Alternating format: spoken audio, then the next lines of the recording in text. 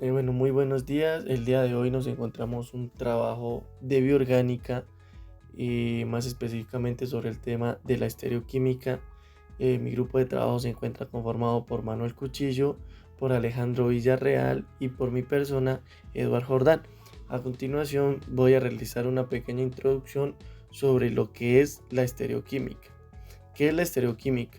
Es una rama de la química que estudia la disposición tridimensional de las moléculas y cómo afecta sus propiedades y reactividad, desde la forma en que los átomos están dispuestos en el espacio hasta la orientación de los enlaces químicos. En resumen, la estereoquímica estudia cómo se organizan los átomos en el espacio dentro de las moléculas y cómo esa disposición afecta sus propiedades y reacciones. Vamos a presentar las preguntas preliminares. ¿Qué tipos de isómeros hay? Hay dos tipos de isómeros, los estructurales y los estereoisómeros. Dentro de los estructurales se encuentran los isómeros de cadena, de función y de posición. Un ejemplo de isómeros estructurales de cadena es el metilpropano y el butano. Un ejemplo de los isómeros de posición son el propanol y el 2-propanol. Y un ejemplo de los isómeros de función son el propanol y la propanona. En el grupo de los estereoisómeros también se encuentran dos grupos, que son los enantiómeros y los diastereoisómeros. Los enantiómeros son aquellos que tienen una imagen especular uno del otro y no son superponibles. En el grupo de los diastereoisómeros, estos no, se encuentran que no son enantiómeros. ¿Qué son los enantiómeros? Los enantiómeros son unas moléculas que es una imagen especular no superponible de otra, similar a una mano izquierda y una mano derecha, ya que estas son imágenes especulares entre sí, pero no pueden superponerse. En la imagen vemos un ejemplo entre el isómero L y el isómero D, en donde el bromo en la primera imagen se encuentra a mano derecha y en la segunda imagen se encuentra a mano izquierda. Un ejemplo de enantiómero es el ácido láctico.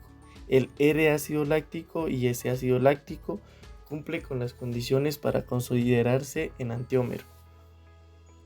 A continuación seguimos con los diastereómeros. Estos son un tipo de isómeros estereoisoméricos que no son imágenes especulares entre sí y no son superponibles, a diferencia de los enantiómeros. Los diastereómeros tienen diferentes propiedades físicas y químicas como puntos de fusión y su solubilidad. Un ejemplo de diastereómeros son los 2,3 dihidroxibutano, el 2R,3R de hidroxibutano y el 2S,3R de hidroxibutano son diastereómeros, ya que estos difieren en la configuración de un solo carbono, pero no son imágenes especulares entre sí. Seguimos con la forma meso. Una forma meso es un estereoisómero que tiene varios centros quirales, pero es superponible con su imagen especular, debido a un plano interno de simetría, lo que lo hace quiral.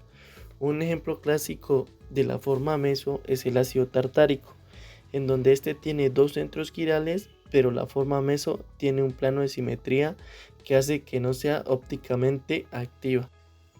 Isómeros D y L. Los isómeros D y L son una forma de clasificar moléculas con base en su similitud a la configuración del gliceraldehído.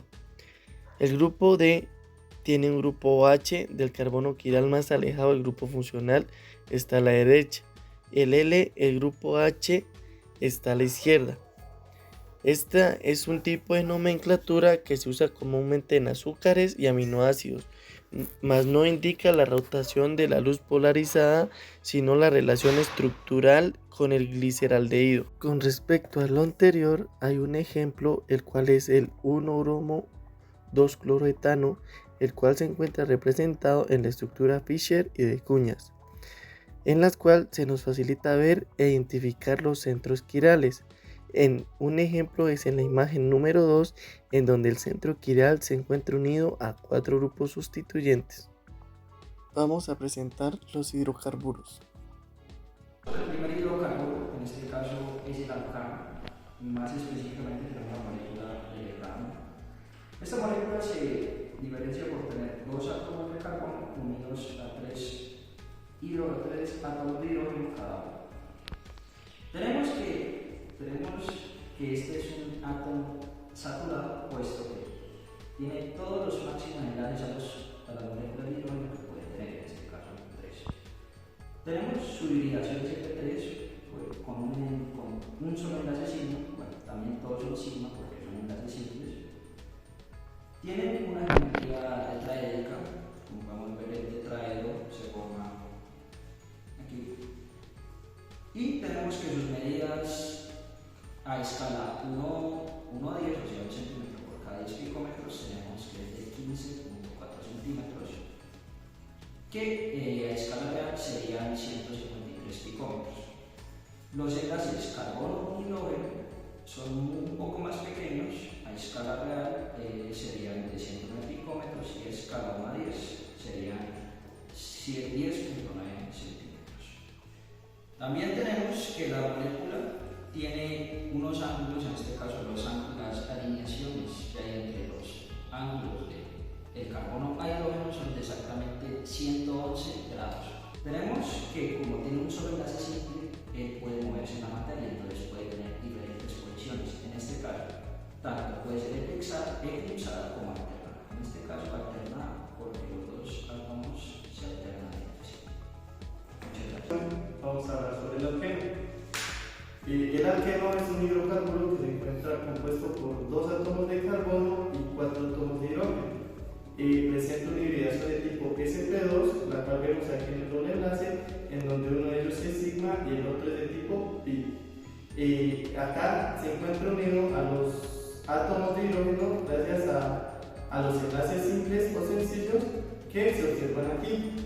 Este hidrocarburo presenta una geometría trigonal plana, la cual se observa al ponerlo de manera horizontal, se observa que es totalmente plano, y al ponerlo de manera vertical se observa su geometría trigonal. Este hidrocarburo también se considera un hidrocarburo insaturado debido a que presenta un doble enlace en el cual uno de ellos no puede unirse a más hidrógenos. Gracias a esto se considera como un hidrocarburo insaturado. También presenta unas medidas entre los enlaces carbono-carbono de 133,9 picómetros, que a escala serían 13,9 centímetros. Los enlaces entre carbonos e hidrógenos presentan un tamaño de 100,9 picómetros, que a escala sería 10,9, y presenta un ángulo de 121,3 grados respectivamente entre los átomos. Muchas gracias. Bueno, seguimos con el alquino tiene 2 carbonos enlazados por un triple enlace. En cada carbono trae un hidrógeno. En los enlaces tenemos 2 pi, 3 sigmas y tiene una hibridación SP. Es de forma lineal y su ángulo es de 180. La siguiente molécula, que sería la de eritrosa. Es un monosacárido, lo que quiere decir que es un azúcar simple, el cual cuenta con unos cuantos grupos funcionales, en el cual podemos identificar el grupo aldehído, el grupo y 3 grupos hidroxilos unidos a 4 moléculas de carbono. Listo. Aquí podemos ver, si volteamos nuestra representación, que sería como se miraría en 3D si hablamos de la eritrosa. ¿Por qué de eritrosa? De quiere decir de bóvilo hacia la derecha. En este caso, si vemos esta molécula, podemos ver que los centros chiales, en este caso el carbono 2 y 3, tienen grupos hidroxilos a la derecha. Eso que quiere decir que ¿quién nos da la orientación? Listo.